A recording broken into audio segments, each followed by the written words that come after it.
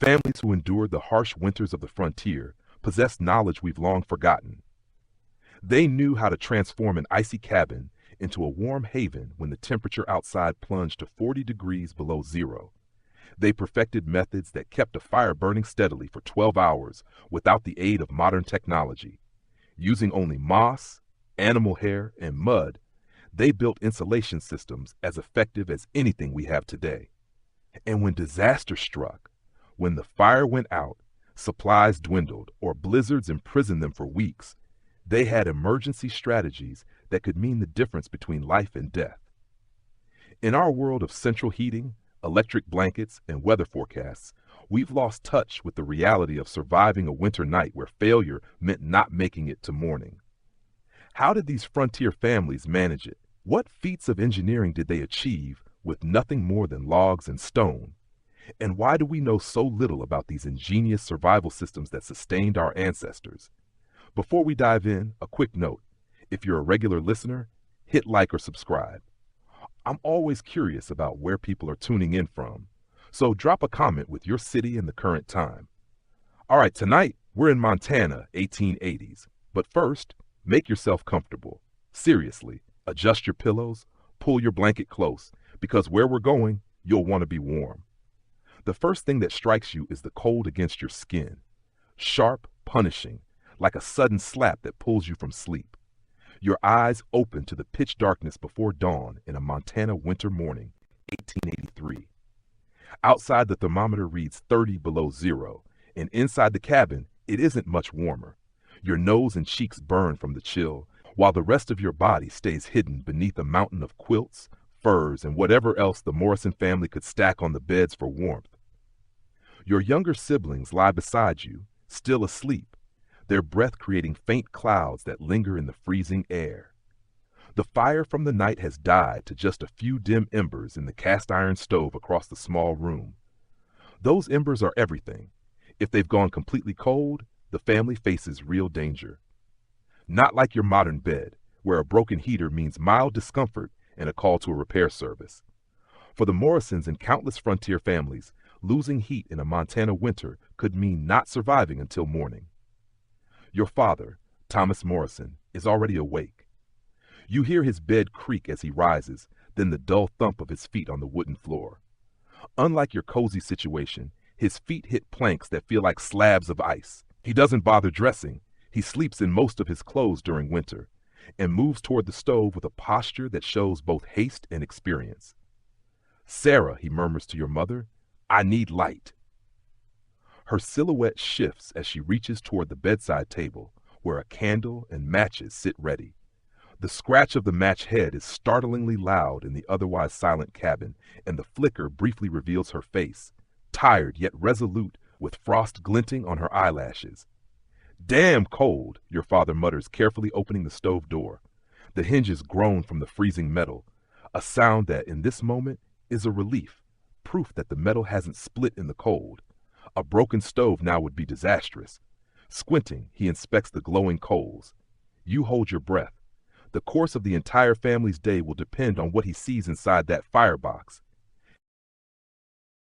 "Still got some life," he says, the relief clear in his tone. "Hand me the kindling box." This isn't just an ordinary morning fire. What you're watching is the execution of a finely tuned thermal survival method that frontier families refined through years of harsh trial and error. Every move your father makes follows an exact sequence passed down through generations. First, he takes small, bone-dry splinters of pine kindling, prepared weeks in advance and stored near the stove solely for moments like this. He doesn't toss them in randomly. Instead, he builds a deliberate structure over the embers, allowing air to move through while ensuring the tiniest pieces rest directly against the glowing coals. "This is the last of the kindling," he says. "John, we'll need to cut more today." At 12 years old, you're trusted with these critical fire-keeping duties. You nod, even though he can't see you in the darkness. The kindling must be just right, too thick, and it won't catch from the embers, too thin, and it will burn away before the larger wood can ignite.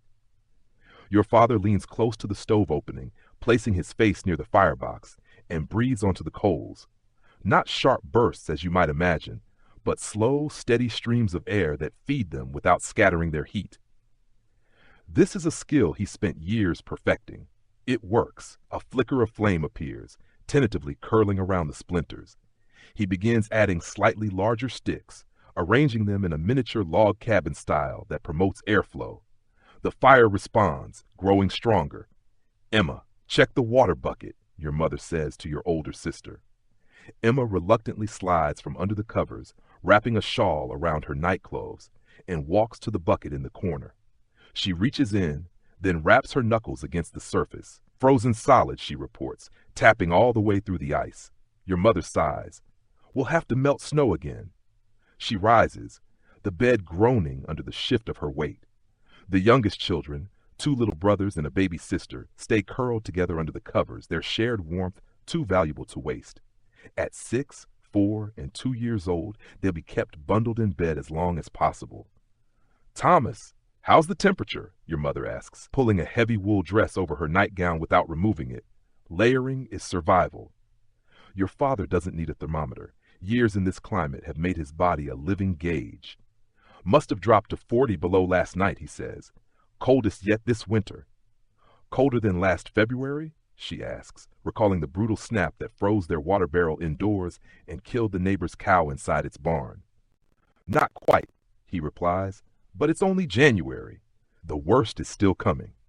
He continues feeding the flames, adding slightly larger sticks one at a time and pausing between each addition. Too much wood too soon could smother the fragile blaze. This daily ritual of coaxing fire from embers isn't simply about comfort. It is the fine line between survival and the knowledge of reviving a fire from fading embers is a skill more precious than gold on the frontier. "John, time to get up," your mother calls. "We need water for breakfast."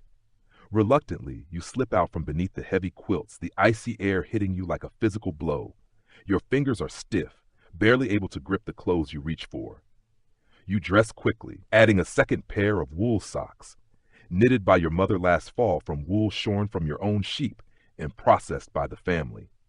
Outside, the pre-dawn world is both hauntingly beautiful and lethally cold. The stars blaze with impossible clarity in the black sky, and the snow glows faintly, reflecting enough light to guide you to the shed without a lantern. Your breath freezes instantly, forming tiny ice crystals in your scarf. You pull it tighter around your face, leaving only your eyes exposed. The shed door has frozen shut overnight, and you have to slam your shoulder into it 3 times before the ice breaks and it swings open. Inside, you take the snow shovel, a crude wooden scoop reinforced with metal strips that your father crafted last winter, and head toward the cleanest patch of snow you can find. You've been taught never to take snow from near the cabin walls or outbuildings, where it might be tainted. Instead, you go to the edge of the clearing, where the snow lies untouched. It squeaks under your boots, so cold and dry that it barely clumps when scooped. This kind of powder yields less water when melted, so you pack the bucket as full as possible, pressing it down and adding more until it's heaped high. The morning air sears your lungs with every breath, and even through your mittens, your fingers ache from the cold after only a few minutes. When you return, the fire is beginning to spread warmth through the air closest to the stove. Your father has placed the first small logs, carefully arranged to form a bed of coals that will last. The stove's metal sides ping and creak as they expand from the heat. "Good job," your mother says, taking the snow bucket. She sets it near the stove, close enough to melt, but far enough to prevent a dangerous burst of steam that could crack the cast iron. "Now help your father with the bigger logs while I start breakfast." Your father is already at the indoor woodpile, a meticulously arranged stack, sorted by size and type. This reserve is the product of months of labor. Trees felled in spring, split and seasoned through summer and fall, then the best pieces stored indoors to keep them dry in winter. "We need oak for the main morning fire," he explains, though you already know. Pine burns too fast and too hot, good for starting, but not for sustaining. Hickory is best for overnight heat, but that's for later. Oak provides the steady, enduring warmth needed for the morning. The oak logs are dense and heavy. Your father selects 3, each about the length of a forearm and as thick as a wrist. They're not chosen at random. He considers their shape, the grain pattern, even the subtle weight differences that reveal moisture content. Remember, John, he says, handing you one, we're not just building a fire. We're building a heat system that has to work perfectly every time. There's no room for mistakes. A bad fire could burn out too fast, wasting wood, or worse, go out while we're outside, letting the cabin freeze. By afternoon, it would be unlivable. By now, Emma has set the small folding table near the stove, helping your mother prepare breakfast. The winter menu rarely changes. Cornmeal mush, maybe sweetened with a touch of molasses if supplies allow, and coffee for the adults. On rare days, there might be salt pork or bacon, but meat is rationed carefully in the deepest cold. The younger children are awake now, still bundled together under the covers, waiting for the air to warm before they get up. 4-year-old Michael clutches the thick fur of the family dog, Buck, a large mixed breed who sleeps with the children in winter, adding his warmth to theirs. "Mama, it's so cold my teeth hurt," complains 6-year-old William. "Stay under the covers a little longer," she replies. "It'll warm up soon enough." The baby, Catherine, says nothing. At just 2 years old, she has already learned the quiet rhythm of surviving a frontier winter. She simply nestles deeper into the bedding, only her eyes and the crown of her head peeking out. Your father returns to the stove with the oak logs, opening the door with care. He studies the flames with an experienced gaze, then places the first log in the exact spot where it will ignite best without disturbing the fire's balance. The flames hiss and pop as the wood begins to warm. "Perfect," he murmurs to himself.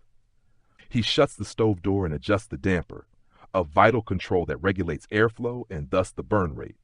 Too far open and the fire will devour the wood too quickly. Too far closed and it could smolder, producing dangerous smoke. Meanwhile, your mother sets a cast iron pot filled with the snow you gathered onto the stove. Already, it's softening into slush, soon to be water.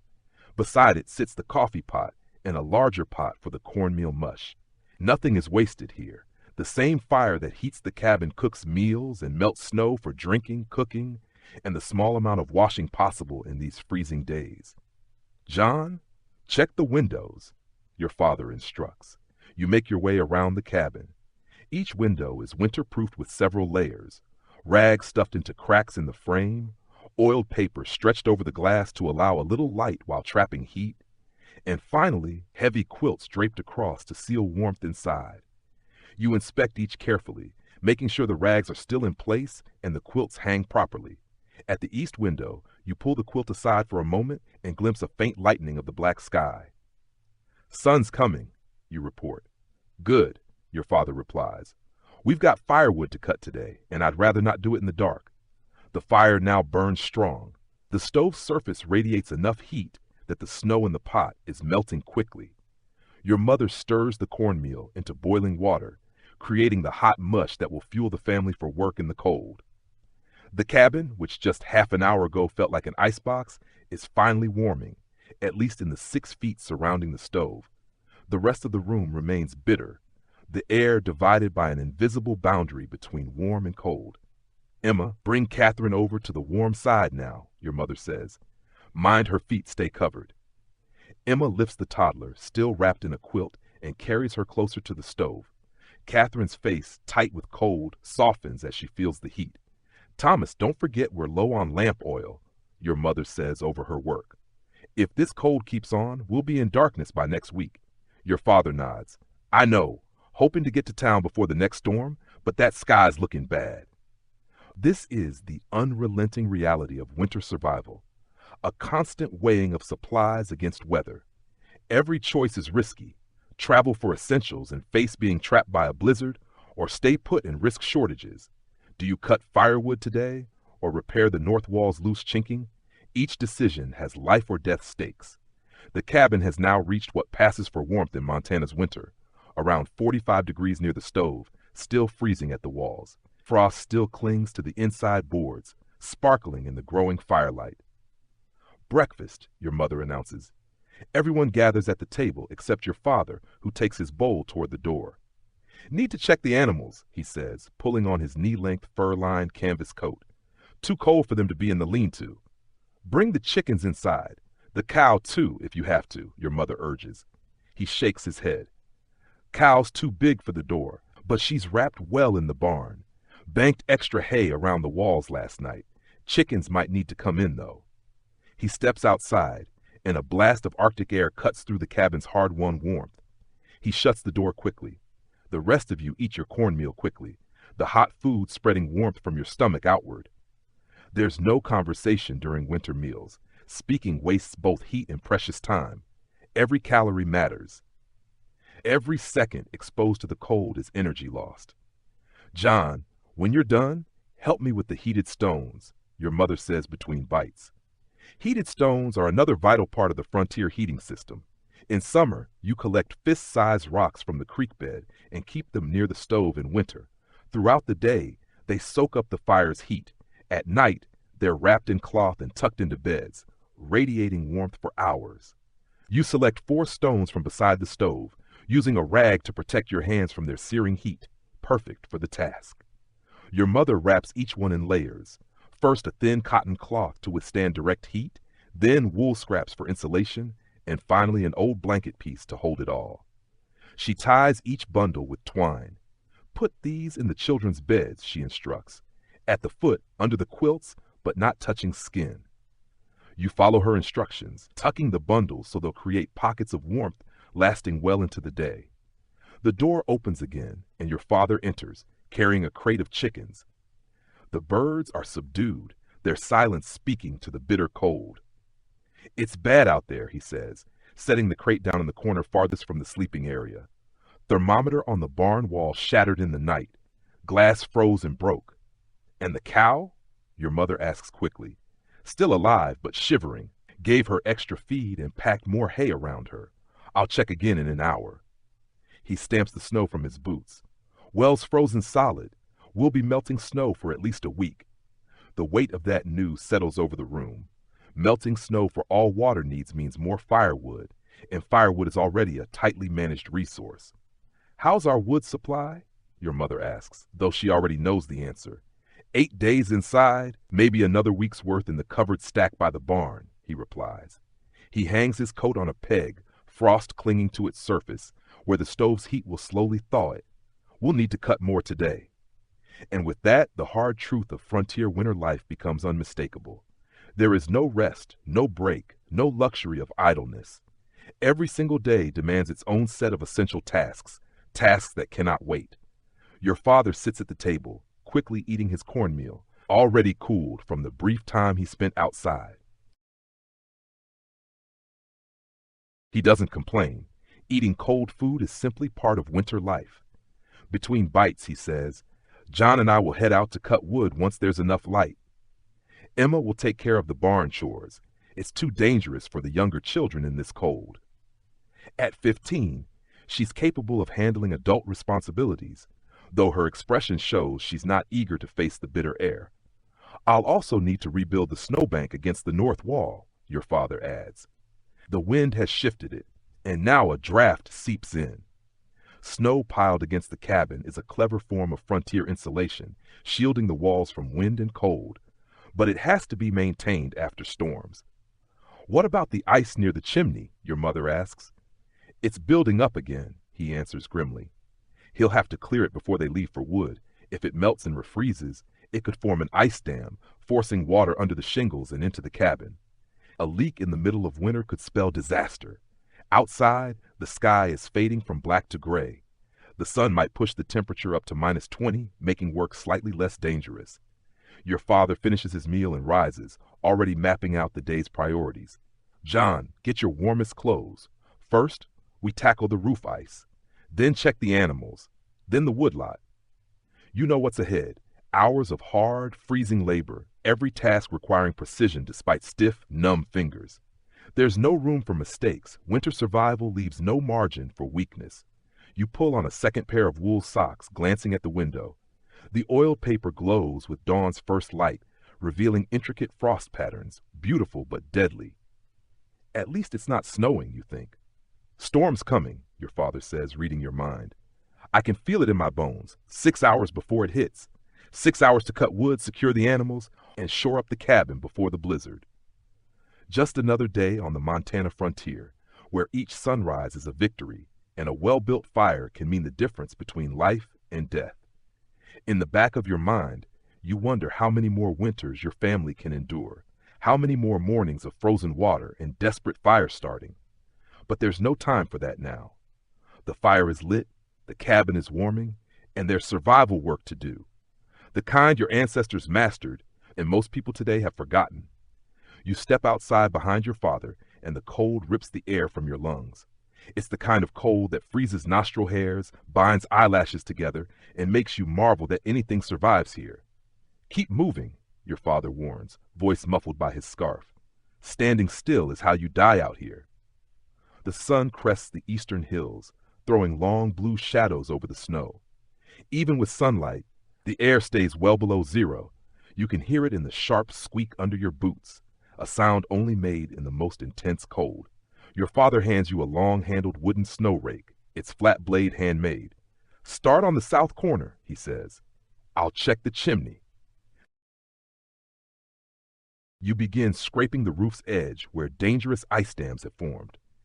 The heavy snow rake strains your arms and shoulders, and even through 2 pairs of mittens, your fingers ache from the cold. Across the cabin, your father stands atop a stack of firewood, chipping away ice near the chimney with a metal tool. Shards crash to the ground. Almost blocked, he calls. Another day, and we'd have had smoke backing up inside. It's no exaggeration. If the chimney became blocked, smoke could fill the cabin, suffocating everyone in their sleep or forcing them out into deadly temperatures. As you work, your mind shifts to the day's main task, cutting firewood. Without a steady supply of properly prepared logs, the family's heating system would fail, and without heat, winter would win. The Morrisons treat wood preparation as both science and necessity, choosing the right species, harvesting at the right season, seasoning it for the proper time, and cutting it into specific sizes for different uses. By the time your section of roof is clear, your father is already shoveling snow against the north wall to reinforce insulation. You join him without being told. Winter allows no idleness. He shows you how to press the snow tight into a dense bank so it can truly block the wind. This simple, no-cost method can make a measurable difference to the cabin's warmth, and your family depends on it. With the roof and walls secure, your father heads for the barn, a smaller but equally vital building that shelters the livestock. Inside, the family's milk cow stands wrapped in old blankets, still shivering despite a thick bed of hay. Your father runs a hand along her thin side and frowns. Another night like this could finish her. She's more than an animal. She's milk, butter, and future calves. Losing her would be like losing thousands of dollars today. We'll bring her into the cabin tonight, he decides. It's an extreme choice. 9 people already crowd the space, and a cow will make it even tighter and messier. But the alternative is unthinkable. You nod toward the chickens, huddled silently in their stall. What about them? They'll stay inside until the cold snap ends, he says. Your mother won't be happy about the mess, but survival takes priority. Out here, every animal, every log of wood, and every preserved scrap of food is a precious resource between the family and disaster. With the morning's urgent chores complete, your father turns to the main job. Get the saws and axes. We'll take the sled to the woodlot. It's a quarter-mile away now. Trees close to the homestead were felled years ago. You fetch the tools from the lean-to. 2 long 2-man saws, 3 axes of different sizes, and iron wedges for splitting. All are meticulously maintained. Blades sharp, wooden handles oiled against drying and cracking. Wait, your mother calls from the cabin, hurrying toward you in her shawl with something in her hands. She hands over 2 extra pairs of wool socks.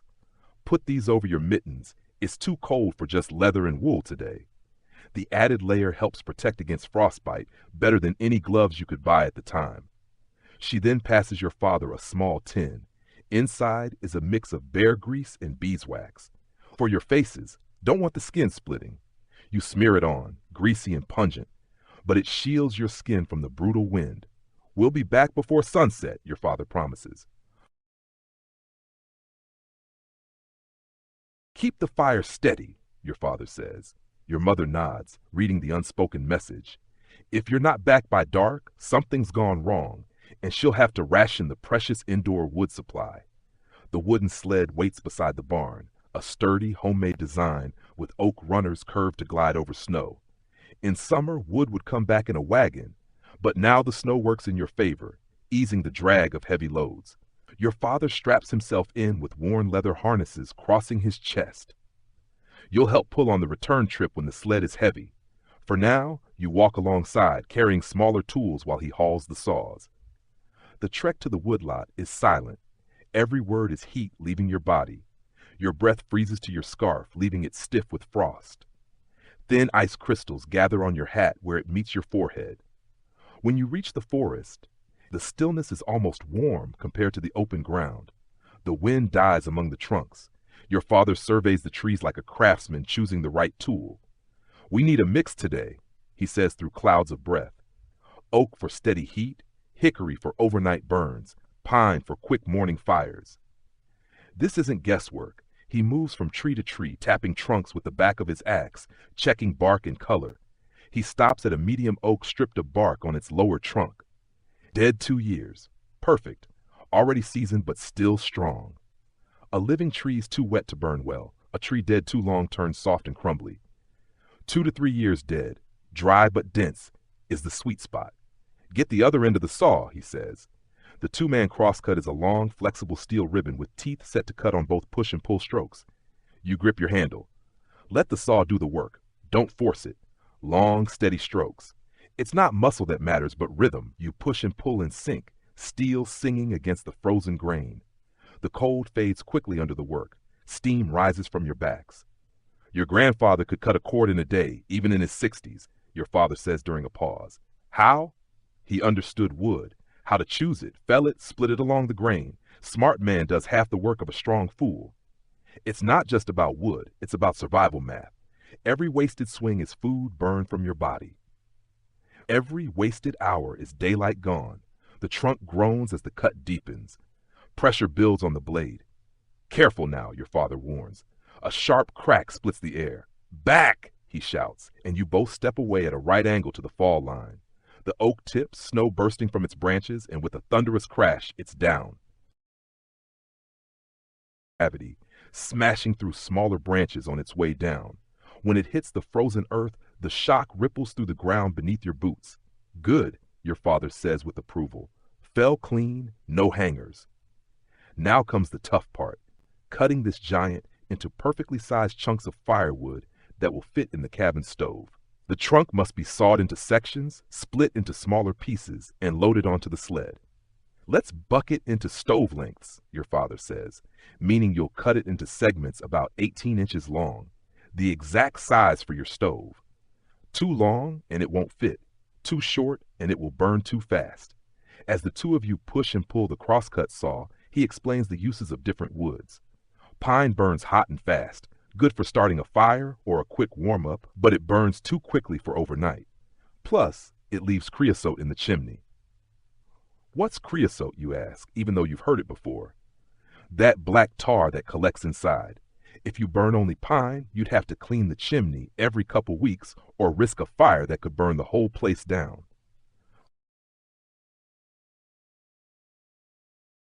He steps inside, shutting the door against the swirling snow.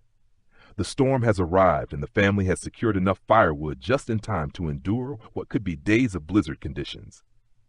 Their success isn't only from luck or hard work, but from generations of knowledge about forests, tools, wood, and weather patterns. Your father goes to the stove, opens the door, and sees a glowing bed of coals beneath half-burned logs. He adjusts the damper to slow the burn. "Now we can ride out the storm," he says, satisfied. "We've got heat, water, and food, everything we need." Outside, the blizzard wraps the homestead in white darkness. Inside, the Morrison family has built a self-contained world of survival, a carefully controlled microclimate centered on fire. You warm your hands at the stove, realizing today's work wasn't just chores but refined thermal engineering that keeps frontier families alive through winters deadly to the unprepared. The fire devours the oak you helped cut, releasing stored summer energy into life-saving heat. The wind howls outside, turning the Montana landscape into a blinding void. Inside, your family gathers by the stove, listening to the storm search for weaknesses in the cabin. Sounds angry out there, Emma says, glancing at the ceiling as the wind whistles through small gaps. Your father nods. Storm like this could kill a man in minutes. Snow dust suddenly forms on the north windowsill. Leak by the north window again, your mother says. Your father frowns. Last month's repair has failed. Cold weather shrank the clay, opening a dangerous gap that could waste precious heat. He asks your mother if there's any animal hair left. She has a small bag in storage. You know exactly what this means. Time to mix chinking. At your father's request, you fetch a warmed clay pot kept near the stove.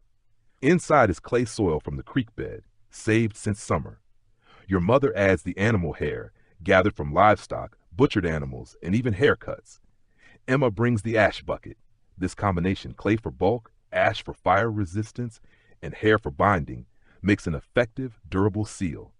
Your father mixes carefully. Too wet and it will freeze, too dry and it won't stick. Your mother holds a lantern for extra light as your father presses the mixture into the gap, smoothing it with practiced hands. This should hold until the weather warms, he says.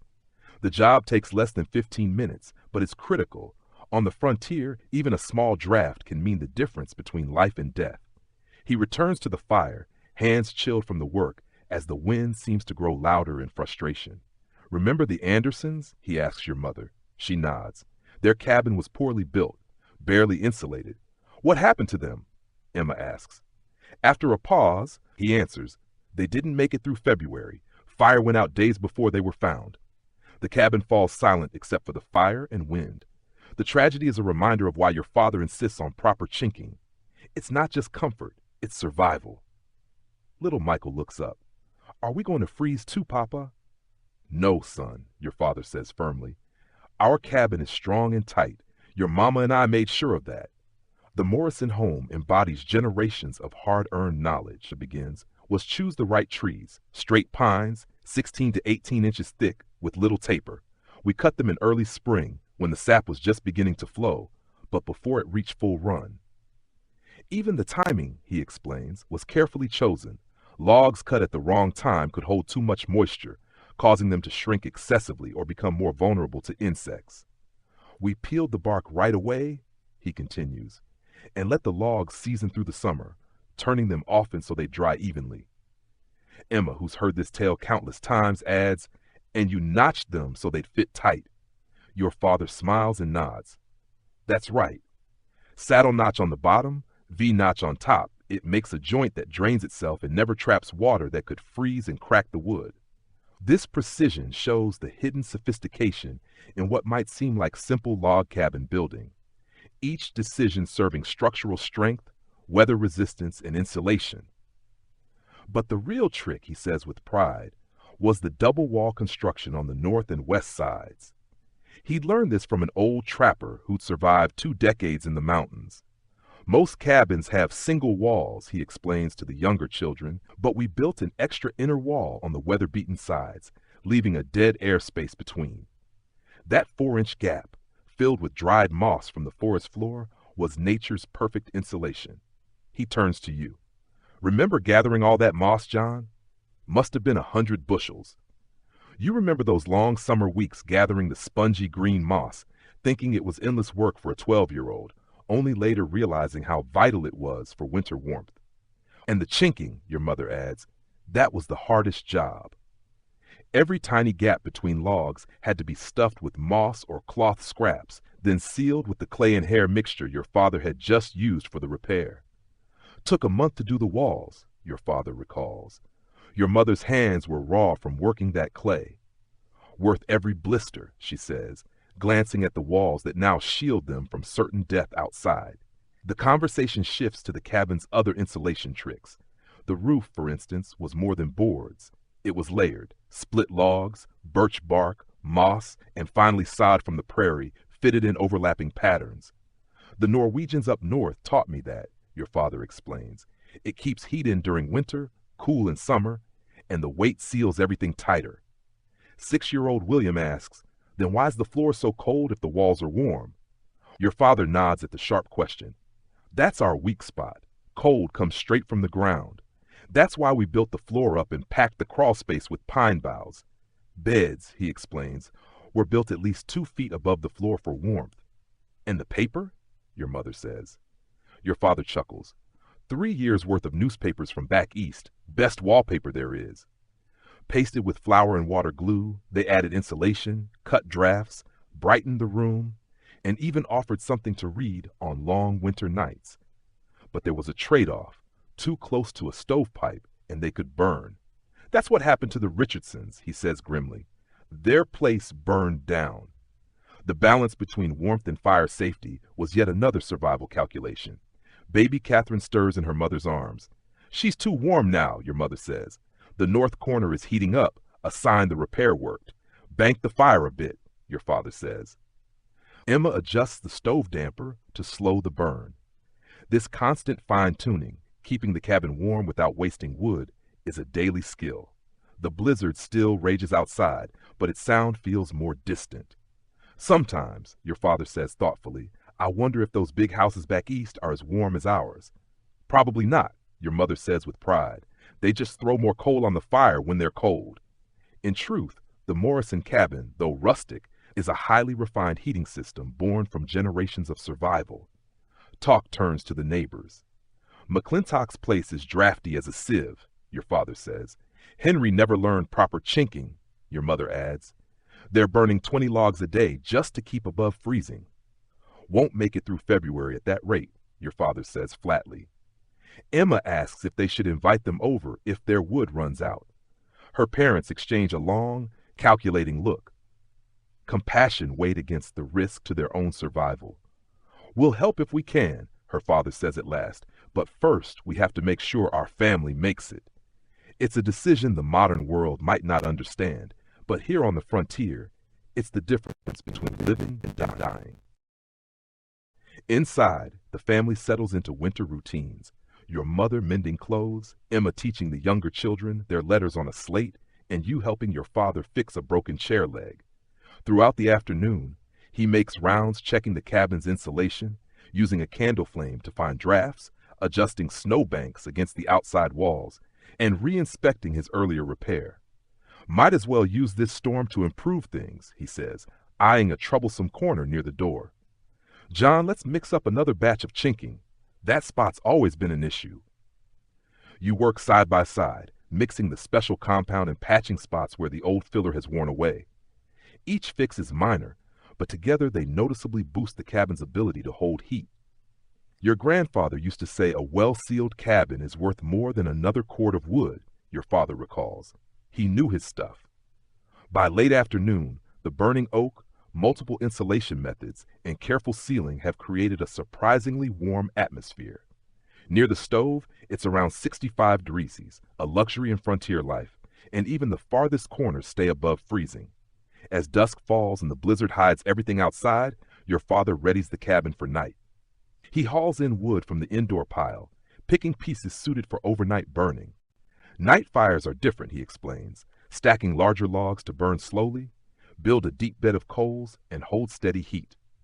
He covers the coals in a layer of insulating ash to slow the burn, but keep warmth. If we do this right, we'll still have live coals at dawn. No need to start from scratch. When bedtime comes, no one changes into special sleepwear.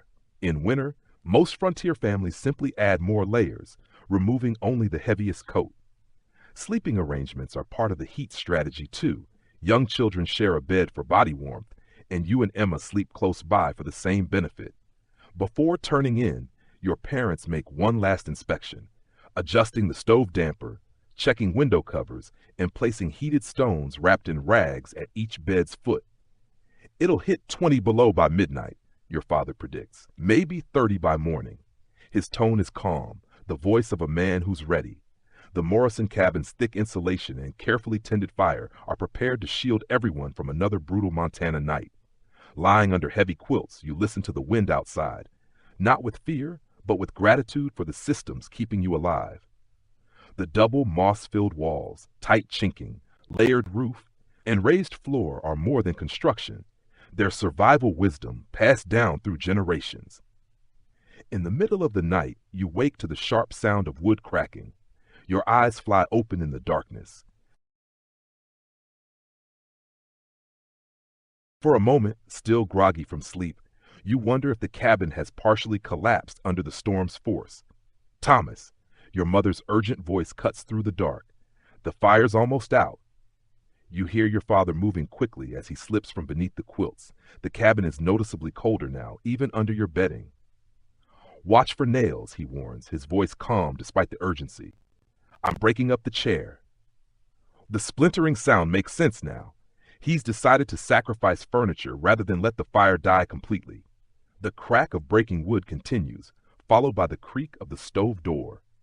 A faint orange glow briefly lights his face as he feeds the chair's pieces into the fading fire.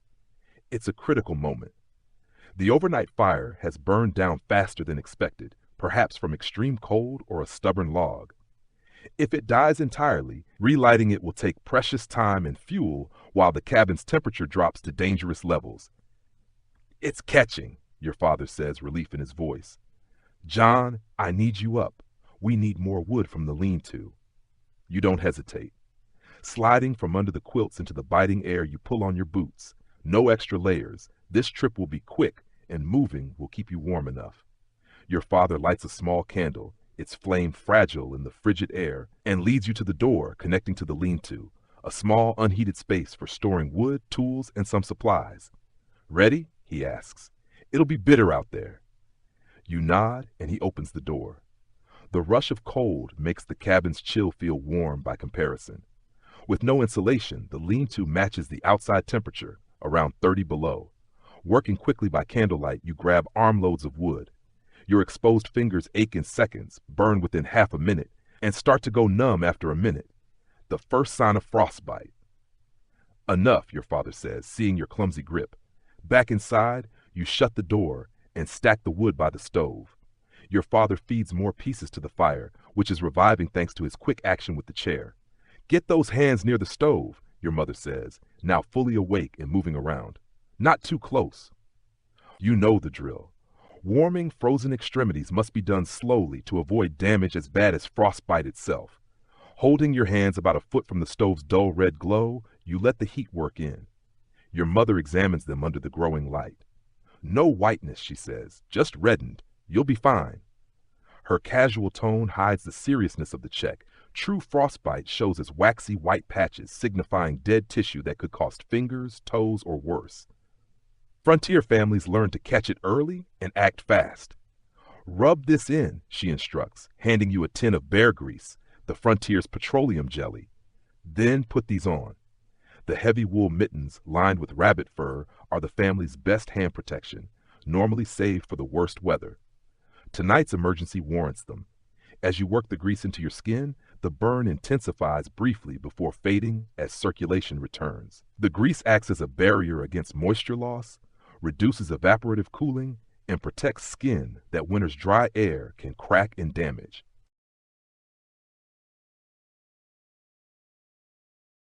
Your father has the stove burning steadily again, carefully adding pieces of wood to rebuild the coal bed for consistent heat. The immediate danger is over, but he mutters to himself, "That was close, too close." Even with all their skill and preparation, the Morrison family has just been reminded how quickly a winter night can turn dangerous.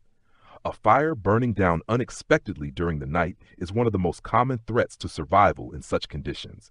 By now, everyone is awake. Emma gathers the younger children, moving their bedding closer to the stove's warmth.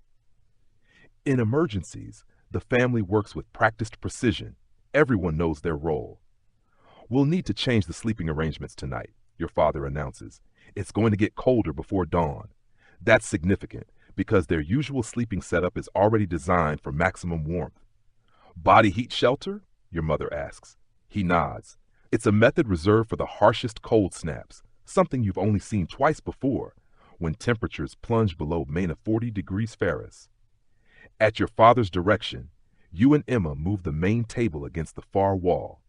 He and your mother retrieve spare quilts from storage and begin draping them over the table to form a tent-like enclosure. Emma tells William and Michael to bring their bedding, while Catherine will sleep between your parents. The concept is simple.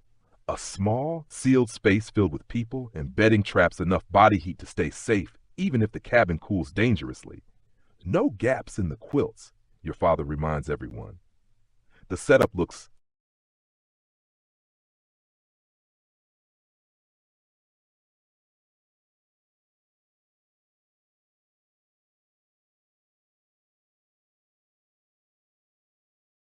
You report that the storm is still raging, pressing your hand against a small gap in the window covering and feeling an even stronger rush of freezing air.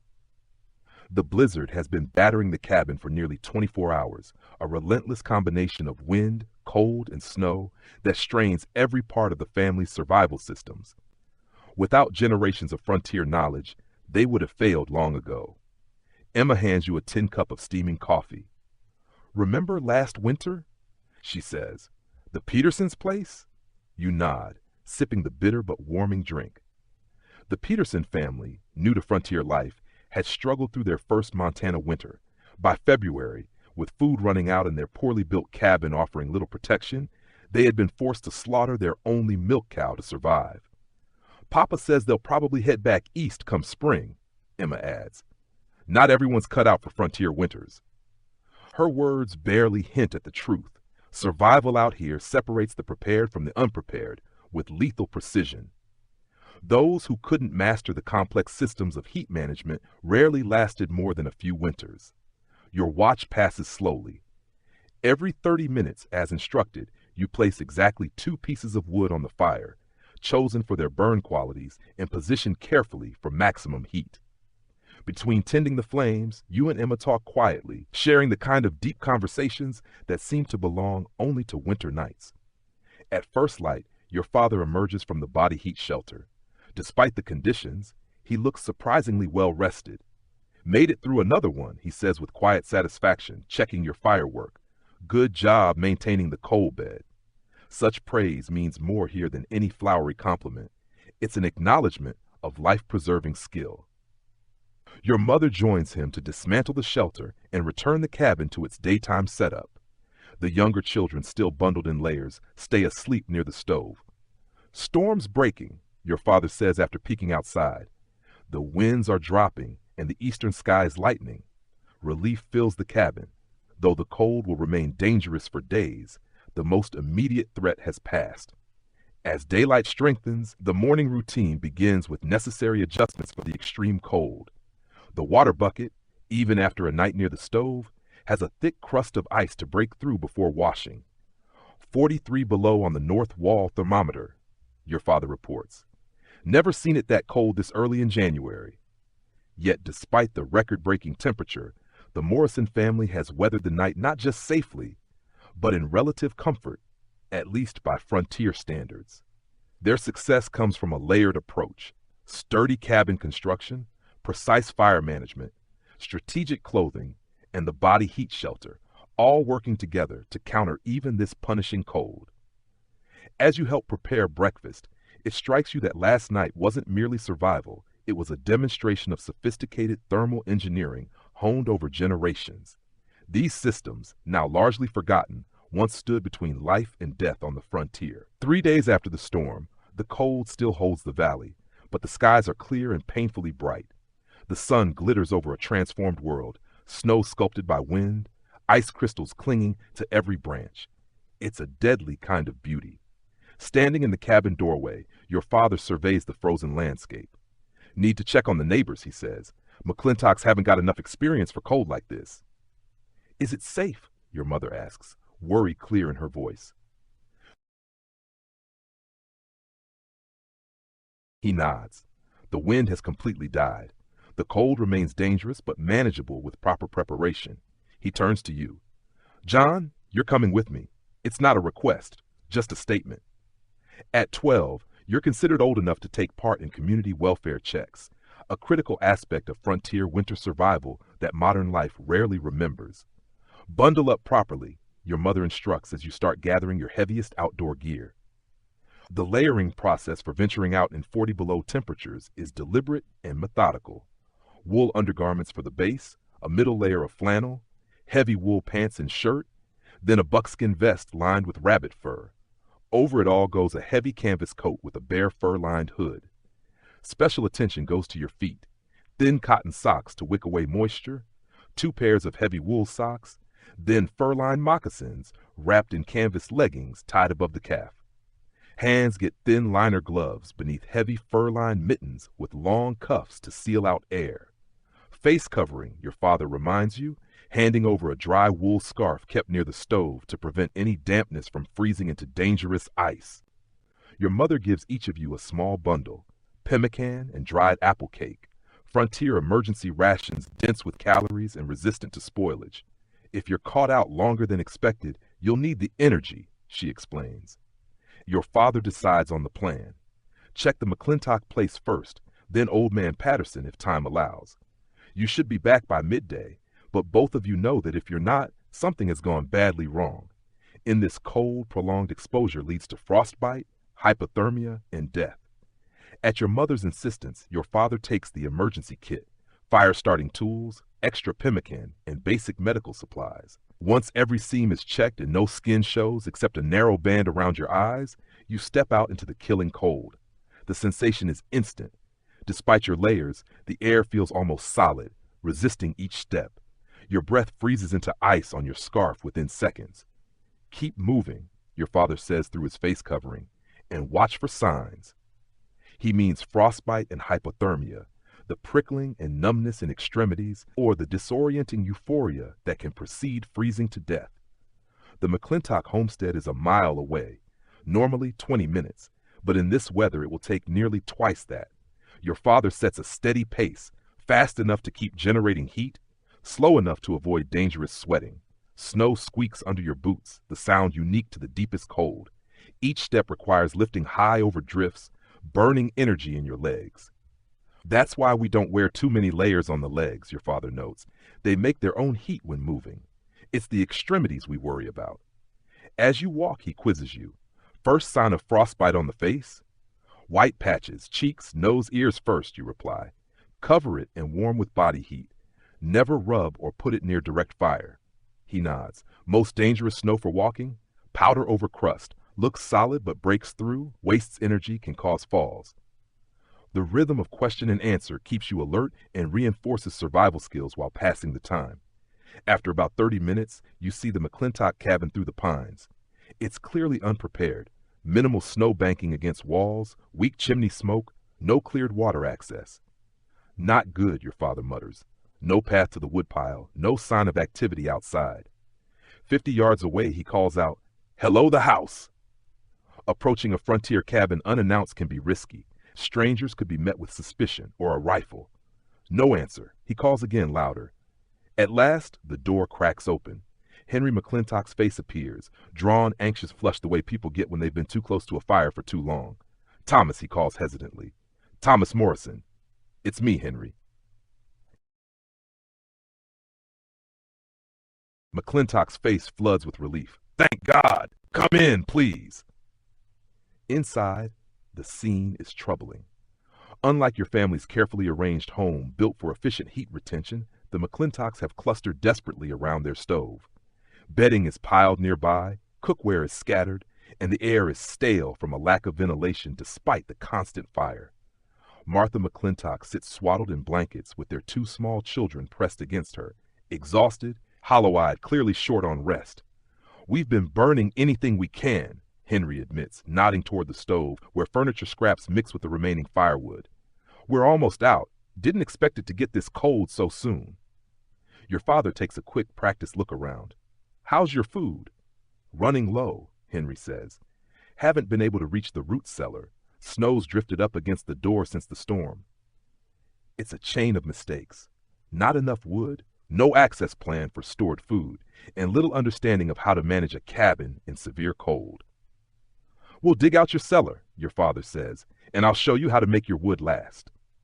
He turns to you. "John, start clearing snow while I check the chimney and stove."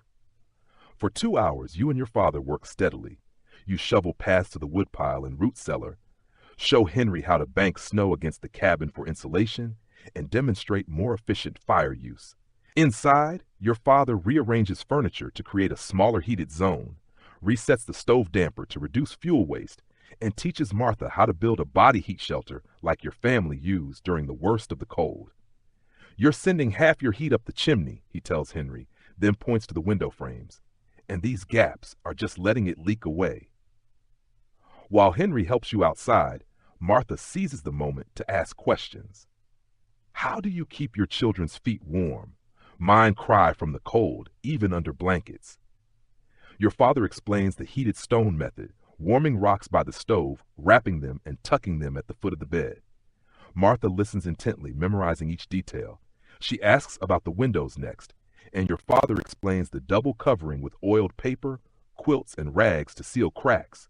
This passing of knowledge, person to person, is how newcomers survive their first winters. Without books or formal instruction, these lessons are lifelines. By midday, the McClintocks are in a better position. Their wood will last longer, they can reach their food, and they have the techniques to adapt. We can't thank you enough, Henry says as you prepare to leave, his voice tight with pride and gratitude. No thanks needed, your father replies. My first winter, old Jim Barker did the same for us. Someday, you'll do it for someone else. It's the unspoken rule of frontier life. Survival knowledge is meant to be paid forward. As you and your father get ready to leave, Martha presses a small bundle into your hands. Fresh bread, she explains. Made it yesterday with the last of our white flour. Please take it, with our thanks. In a survival situation, such a gift means more than food. White flour is precious, and offering it as bread is a gesture of deep gratitude, a recognition of community bonds that run deeper than simple exchange. We'll check back in a few days, your father assures her. Weather's supposed to ease by week's end. You'll do fine now that you know what to do. The trip home is faster, partly because the trail is already broken, partly because the sun has inched the temperature up to perhaps 30 below instead of 40. Think they'll make it? You ask as your own cabin comes into sight. They will now, your father replies after a thoughtful pause. Another day or two, and it might have been different. That stove setup was dangerously inefficient. They were burning wood at 3 times the rate they needed. His tone is matter of fact, not unkind. On the frontier, survival margins can be calculated like an equation, and the McClintocks had been on a straight path toward a freezing cabin within days. Martha's the one who will keep them alive, he adds after a moment. She was listening and learning. Henry's still got too much pride to admit what he doesn't know. It's a truth rarely acknowledged in romanticized depictions of the West. While men often took on the heaviest physical labor, women were frequently the keepers of the domestic survival knowledge, fire management, food preservation, textile work, and basic medical care that kept families alive through brutal winters. Back at home, your mother greets you with visible relief. The Patterson place? She asks, surprised you're back sooner than expected. Didn't make it there, your father says, carefully shedding his outer layers to keep melting snow off the floor. McClintocks needed more help than I thought. We'll check on Patterson tomorrow if the weather holds. Over coffee and Martha's bread, he recounts the day in detail. Your mother listens intently, asking occasional questions about supplies and equipment. Should we invite them here? She suggests. They could stay until the worst passes. They're stable now, your father says after considering it. Better for them to learn in their own cabin if they can. Builds the skills they'll need for the rest of winter. It's a core piece of frontier wisdom. Helping too much can leave neighbors unprepared for future challenges. The trick is balancing generosity with the need for self-reliance. I told Martha about the winter community gathering, your father adds. Said we'd take them along if they wanted to go. Your mother nods. It's at the Hendersons this month, 3 days from now, if the weather holds. Mary Henderson said she'd be demonstrating that new wool spinning technique she learned from the Swedish family up north. These gatherings are lifelines in winter. They break the psychological isolation that leads to cabin fever, offer a venue for exchanging hard-won knowledge, and strengthen bonds that can mean survival when emergencies come. I should prepare something to share, your mother muses. Maybe I'll make that new pemmican with dried berries, and Emma can show her mitten lining technique. This casual planning underscores another core aspect of frontier knowledge systems. the expectation that every family contributed to the community's collective wisdom. Even children took part, with older ones often teaching younger kids from other households.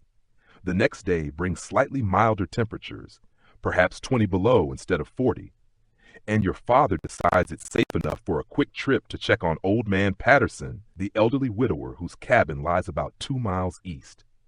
Unlike the McClintocks, Patterson is a seasoned frontiersman who has weathered decades of Montana winters. His challenge isn't knowledge, but age and isolation, which make complete self-sufficiency harder each year.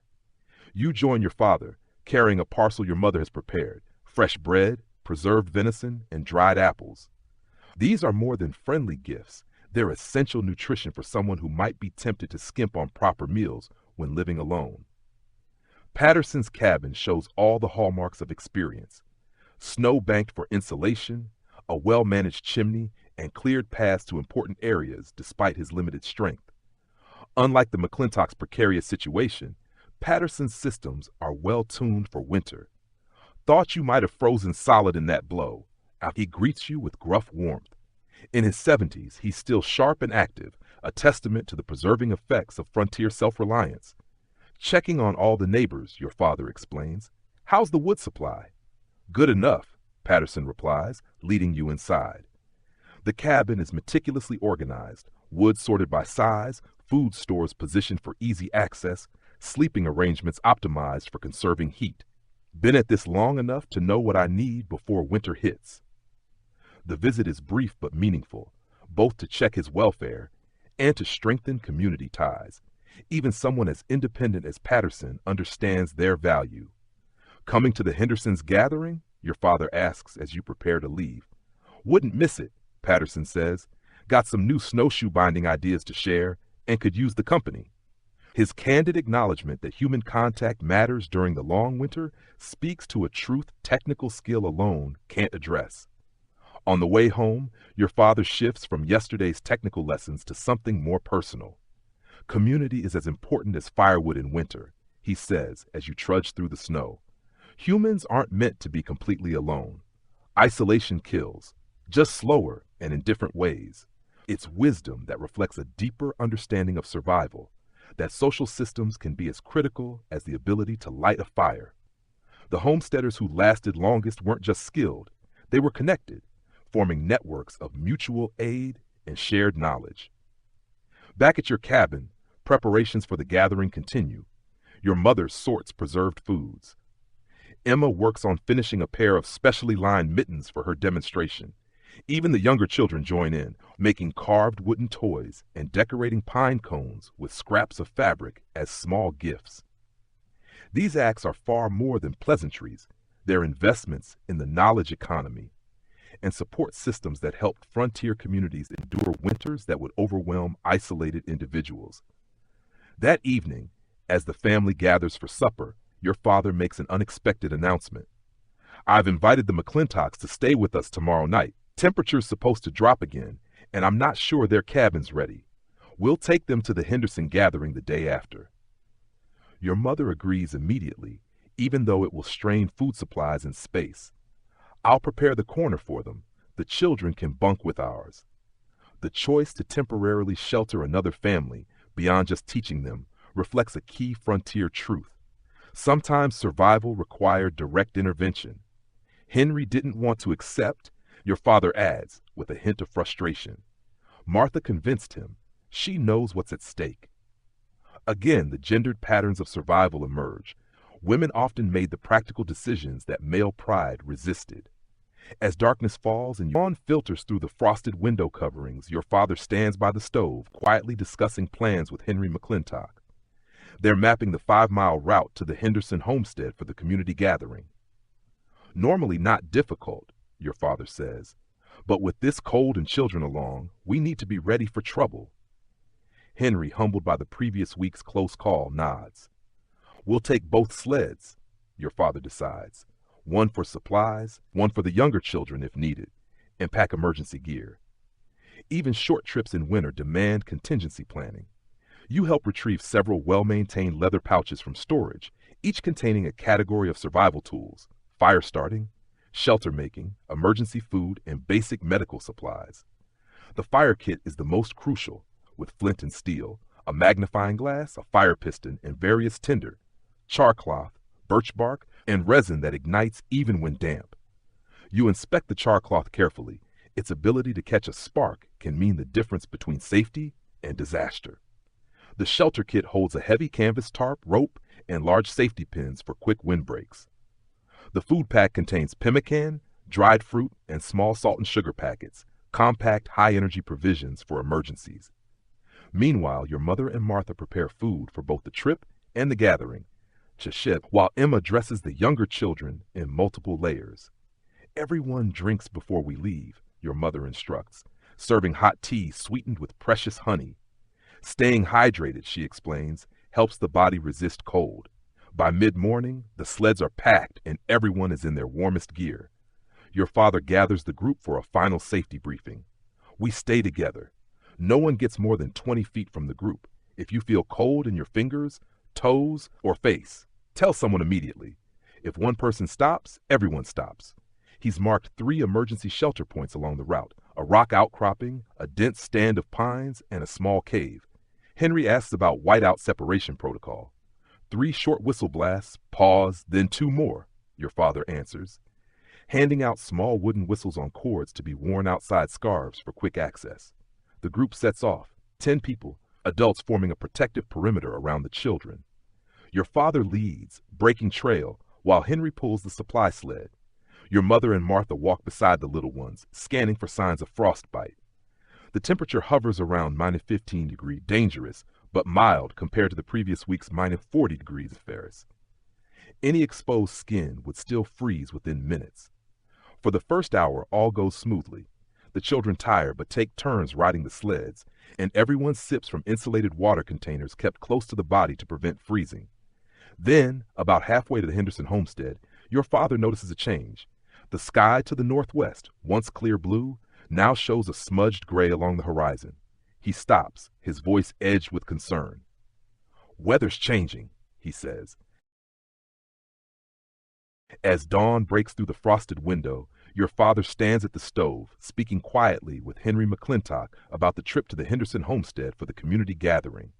It's 5 miles away, normally manageable, but with the extreme cold and children in tow, they need to prepare for trouble. Henry, humbled by last week's close call, asks what your father suggests. The plan: 2 sleds, one for supplies, one for younger children, and emergency gear. This casual mention underscores a constant frontier reality. Every trip demanded contingency plans. Your father calls you to help prepare the emergency packs, well-maintained leather pouches with specialized supplies, fire-starting tools, shelter materials, food, and basic medical items.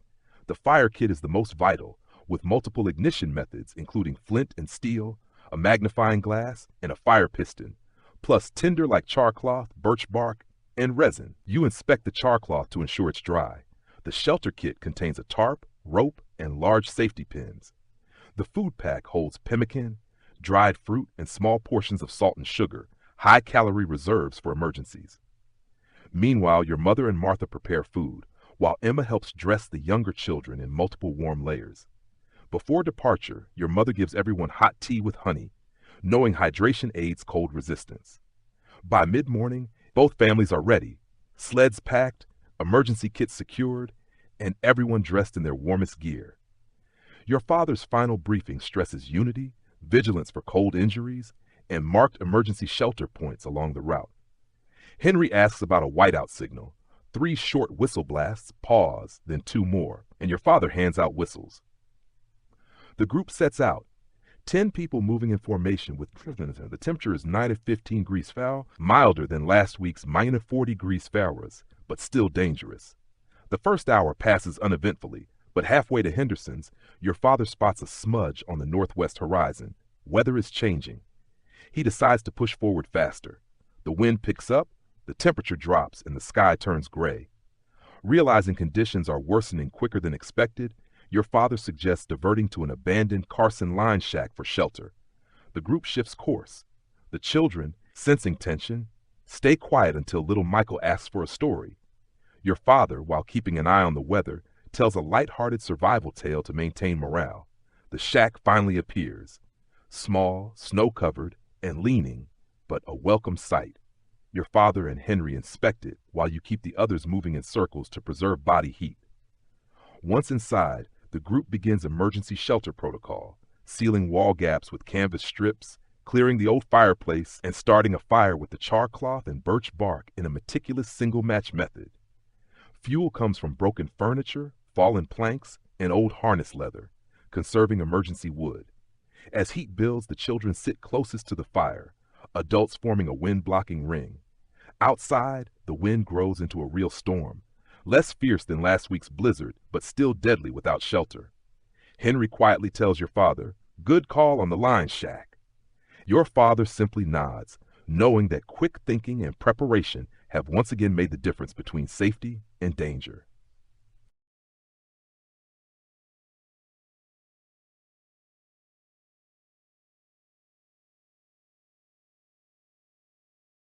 Thematic core. Weather's always the final decision maker out here, a silent judge whose verdict can overturn the best laid plans without warning. While the men keep the fire alive, feeding it in careful increments to preserve fuel, your mother and Martha quietly reorganize the food supplies into a workable emergency meal plan. The original intention had been to share supper at the Henderson gathering, arriving to warmth, music, and laughter. But now the storm dictates otherwise, and contingency measures take priority over social hopes. "We'll make a soup," your mother decides after a moment's consideration, her tone decisive but calm. She retrieves the cast-iron pot she'd packed for communal cooking at the gathering. "Soup will stretch the rations further than any other dish," she explains, while offering both hydration and heat, a double weapon against the creeping cold. The recipe is born from both necessity and experience. Dried meat, carefully rationed, provides vital protein. Preserved vegetables, wrinkled but still rich in vitamins, bring color and nutrition to the pot. A handful of barley, precious enough to be measured rather than scooped, adds carbohydrates for sustained warmth and energy. And though simple, the soup is calculated with a tactician's precision. The hot liquid itself is as important as its contents, warming the body from the core outward. As the broth begins to bubble, the shelter slowly fills with a savory aroma that competes with the scent of smoke from the fire. Outside, the wind claws at the lined shack like an animal determined to enter.